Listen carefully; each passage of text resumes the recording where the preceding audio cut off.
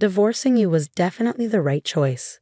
You and your child are still just as sad as ever. I make $200,000 a year now. It seems like my ex-husband just wants to brag about himself. He doesn't even bother to ask about how we're doing. Oh, by the way, let me introduce you to someone. Hey, come here. This is my new wife, Harriet, he says, introducing me to his new spouse. What on earth is he thinking? Are we done here? Well then bye, I say, trying to leave. Wait a minute, he says, blocking my path again. Are you just jealous because we look happy? Just because you're poor doesn't mean you have to be so twisted. You'll end up even more miserable, you know. He assumes that I'm unhappy. I'm past feeling angry and now just feel disgusted. While I stay silent, my ex tries to say something else. But my son Johnny interrupts. Mom, can we fire this guy? Hi, my name is Lisa, and I am now 42 years old. I married George, my co-worker at the same company, when I was 26.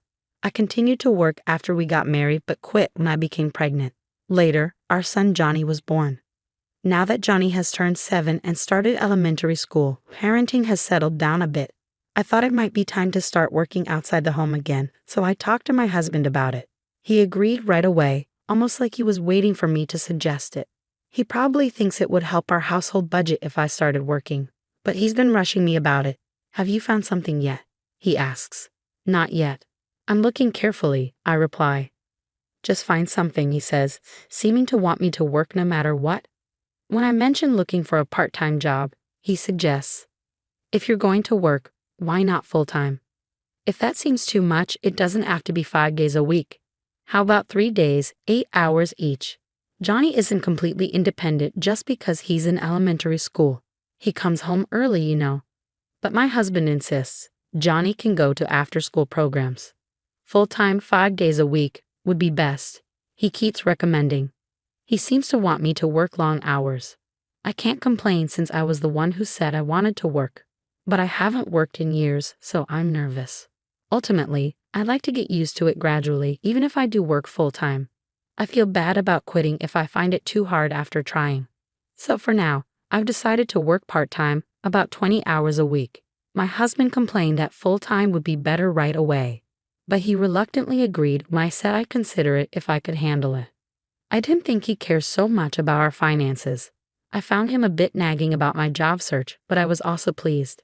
It's better to have a spouse who considers the finances than one who's unconcerned about it, especially in a long-term relationship. But I would later realize this perception was mistaken. A few months after I started my part-time job, a message came to my phone. Wondering who it was, I checked and saw a very familiar name. My former colleague and also my husband's current colleague.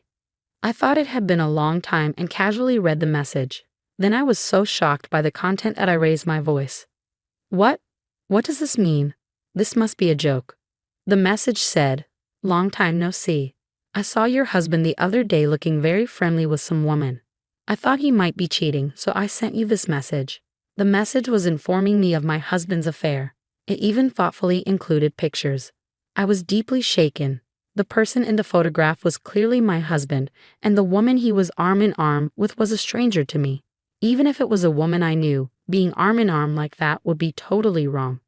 As I was reeling from the shock of the photographs, another message was sent. This woman is actually the division manager's daughter. She's an employee at our company, so she of course knows your husband's married. They're so brazen, aren't they? I wonder if all young folks are like this now. It was obvious from my colleague's message that she was enjoying this gossip. I replied with thanks and closed the messaging app.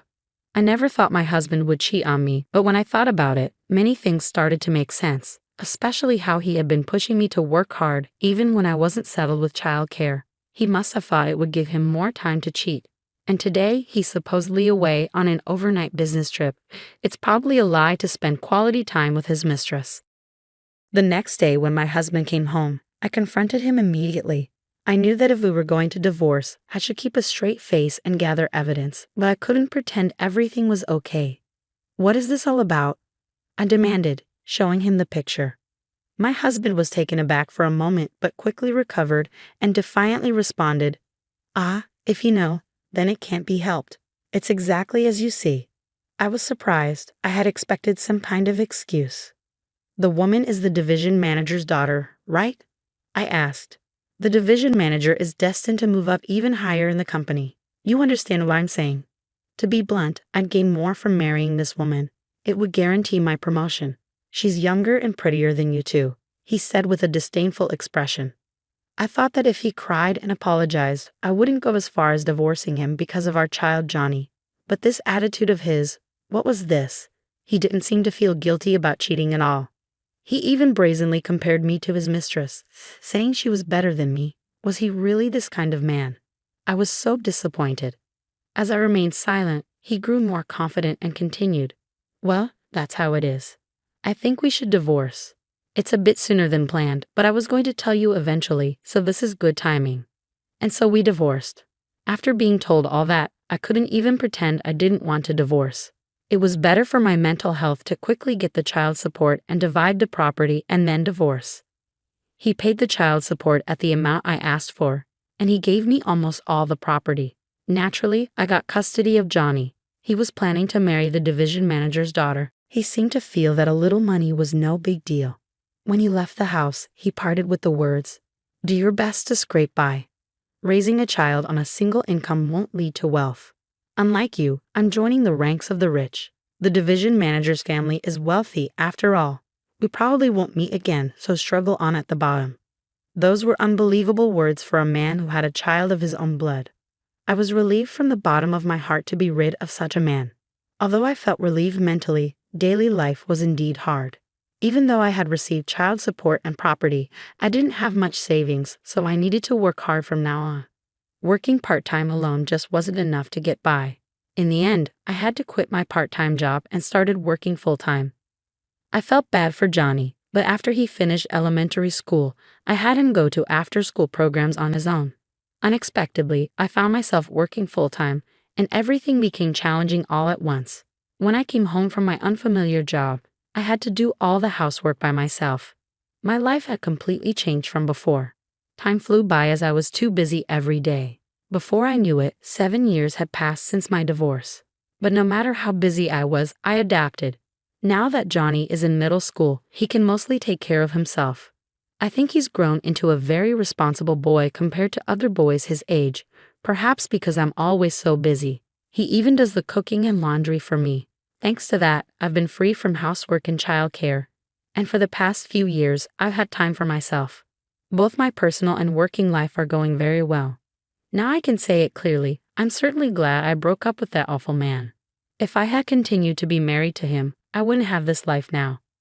But one day, while my son and I were shopping at the local mall, I ran into that terrible guy. It was my ex-husband, George. I didn't notice him, but he started talking to me. "Hey, isn't that you, Lisa? Long time no see. You've really aged." "Is that what you say to someone you haven't seen in a while?" I snapped. A person with normal sensitivity would never say that to a woman. It was clear he hadn't grown at all as a person. "Huh, you're the one who's aged a lot. I didn't recognize you for a moment." Honestly, George had aged a lot. I hadn't seen him for 7 years, but it felt like he aged twice as much. His hair was thinning and his belly was out, showing a complete middle-aged figure.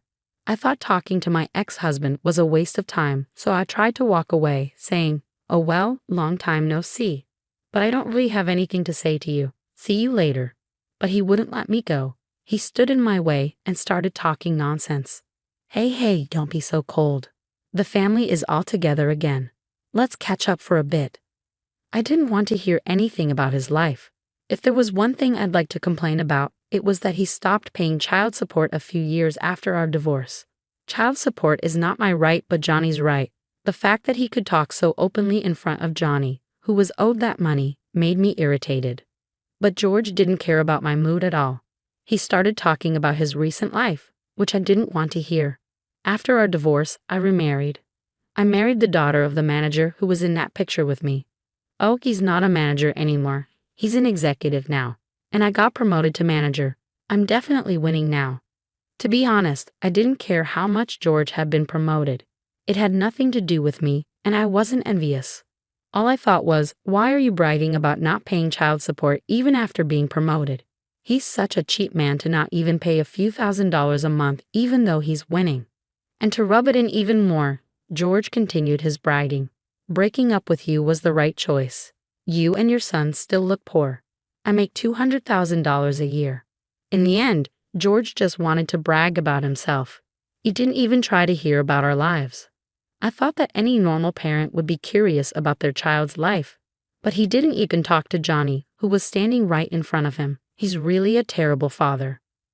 Oh, that reminds me, let me introduce you to someone. Hey, George called over a woman who was looking at clothes in the distance. The woman came over, and I knew right away who she was. I had seen her in a picture before. It was George's new wife, Harriet. Meet my wife, Harriet. How about that?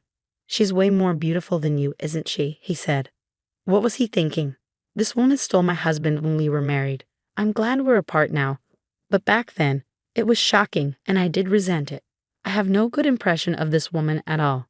You'd think my ex-husband would know that, even though he's not the brightest. But he must be really looking down on us, not realizing how insulting this is. Oh, is that all? I don't have time. Bye-bye, I said, feeling extremely unpleasant. I didn't even glance at the woman, let alone greet her. Wait a minute, my ex-husband said, blocking my way again. Stop it. There's no point in hearing about your home life. Jealous because we look happy? You're not just poor in money, don't be bitter in your heart too. You'll only get more miserable. My ex-husband arbitrarily decided that I'm unhappy. Mind your own business. I'm perfectly happy, so leave me alone. The most unfortunate thing lately is being spoken to by you. Even though I said I was happy, my ex-husband didn't believe it at all and continued to worry about my situation. Well, happiness varies from person to person, but being poor isn't happy. Don't push yourself. It's probably impossible for you to remarry with those conditions. I'm worried about you as your ex-husband, you know. As he said this, his face showed an expression completely opposite to concern. He was making a complete fool of me. When I looked at the face of my ex-husband's wife standing next to him, she was also smirking, looking like she was making fun of me. I'll never be friends with this woman. She feels good by looking down on people. She's the worst kind of woman. I told you, you're way better. Have some confidence, George said, either sucking up to his current wife or praising her as the best compared to me. Well, he was promoted thanks to his current wife, so he's probably buttering her up whenever he can. He's really the worst man. You're really the lowest level of woman. I can't believe you were able to marry him. Harriet, my ex-husband's wife, insulted me even though we had just met. That's the worst kind of behavior. I wanted to leave the scene as soon as possible so I wouldn't retort, but my ex-husband stood in front of me, blocking my way. I'll tell you we're still in love, so the chance of getting back together is zero. Don't get your hopes up for something wrong, he said. He seemed to be having some wild delusion, thinking I was still attached to him even though it's been 7 years since our divorce due to his affair. His head was so full of fantasies that I couldn't say anything. When I was at a loss for words because of my ex-husband's ridiculous delusion, he seemed to think he was right. Hey, too shocked to say anything. Being a popular man is tough. What's popular about a middle-aged man's appearance? I was past anger and starting to feel sick. When I remained silent, my ex-husband tried to say something more, but Johnny interrupted him. Mom, can you fire this guy? Huh? My ex-husband was dumbfounded by Johnny's incomprehensible words. It seemed Johnny was very angry, calling me this guy instead of Dad. Well, it doesn't matter, but what do you mean? I'm not getting fired, am I? You're in middle school now, study properly. He talked down to Johnny too. It's unforgivable that he was making fun of my beloved son as well. I was about to explode with anger at my ex-husband when I heard a voice calling me. Hey, what's going on here? A man came over, calling out. My ex-husband froze when he saw the man's face. Why are you here, boss? He asked the man in front of him.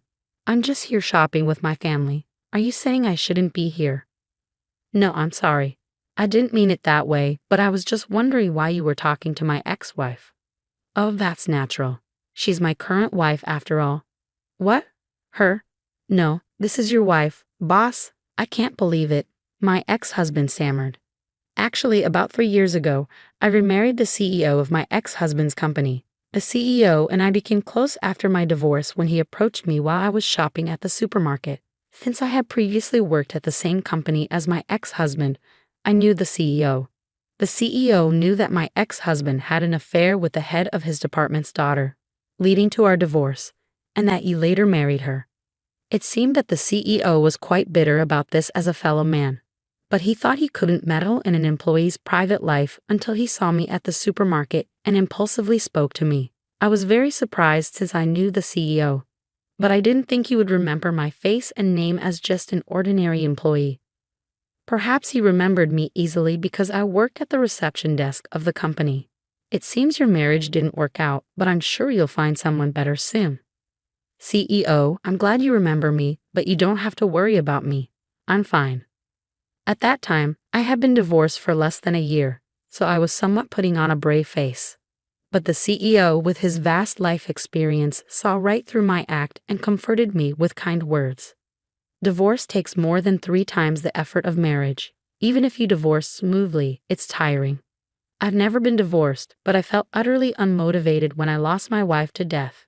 When a man and woman who once loved each other part ways, that's just how it is. So you don't need to put on a brave face. The CEO knew the loneliness of ending a married life. While I was glad to have separated, I was also feeling a whirlpool of emotions like loneliness and emptiness at the time, so his words touched my heart. If talking to someone like me helps, call me anytime. I'll treat you to dinner whenever you like, he said, handing me his business card. I thought it would be too bold to contact him for about 2 years. But as time passed, I calmed down and wanted someone to talk to again. So I finally decided to call the CEO. Despite his busy schedule, the CEO made time for me and treated me to dinner. When I was an employee, the CEO was still a department head, and he had an unapproachable aura since he was the previous CEO's son. But once we had dinner together, I found him easy to talk to, like a nice uncle. Perhaps because I was no longer an employee, the CEO and I quickly became good drinking buddies. Then, about a year passed, and the CEO proposed to me with a serious look. "You're kidding, Steve. Don't joke like that." I thought it was a joke since he mentioned it while we were drinking, but the CEO was serious. "At first, I wanted to encourage you after your divorce, but being with you really calms me down. I haven't felt this way since I lost my wife. Honestly, I feel like I'm the one being healed now. If you're willing, let's spend the rest of our lives together." "Give me a day to think about it," I said and consulted with my son. "I don't mind. You should decide based on whether you like him or not." "Mom." Since there was no particular opposition, I decided to marry the CEO. To be honest, I liked him. I thought he was just a drinking buddy, but I also felt truly healed when I was with him. We both felt comforted, so I thought there was no obstacle to living together. When I heard the story about the president's deceased wife, I really understood that he loved her. Every time I heard that story, I thought how happy I would be if I could marry someone who loved me like that. To be honest, I even felt a little jealous of his wife. And so we became a happily married couple. The president really dotes on my son Johnny as if he were his own. Perhaps it's because the president had no children with his previous wife, but they get along so well that they look like a real father and son. I truly am happy now, just as I told my ex-husband. My ex-husband's face turned pale, and he started trembling when he heard that I married the president. He never expected the husband of his poor ex-wife, who he looked down upon, to be the president. "Dad, this man was mocking Mom." "Fire him," Johnny tells the president about my ex-husband without mercy. "Idiot." "No, Johnny, what are you talking about?" "We were just chatting." My ex-husband tries to smooth things over, but it's clear to the president. "You have a tendency to look down on people in the company. Johnny is probably telling the truth. I've heard some bad rumors about you from your subordinates. I think I'll investigate this, so be prepared." I never thought the president would take Johnny's words seriously and investigate the misdeeds within the company. My ex-husband apologizes to the president. "I'm sorry, I might have been a bit harsh on your wife. Can you please hold off on the internal investigation?" He's begging even in a crowded shopping mall, showing how much he doesn't want the investigation. But this is practically an admission of guilt. The president is not listening. "No, I'm going to proceed. By the way, your close friend, the executive, has a bad reputation too. I'll investigate you both thoroughly." Upon hearing this, my ex-husband's wife also apologizes. "No, it's fine if it's just him, but my dad has nothing to do with it. If you must do it, please do it to him only." Hearing that line, my ex-husband started arguing with his wife on the spot. "What do you mean? You're planning to abandon me? Don't joke around. There are plenty of men like you. Of course, my dad is more important. It's said that one should not interfere in lovers' quarrels, and it's completely shameful. We don't want to be associated with them. So we ignored the arguing ex-couple and left the store. Those selfish people will probably have trouble from now on, but it's their own fault. The president immediately organized a team to thoroughly investigate my ex-husband and the executive's work the next day.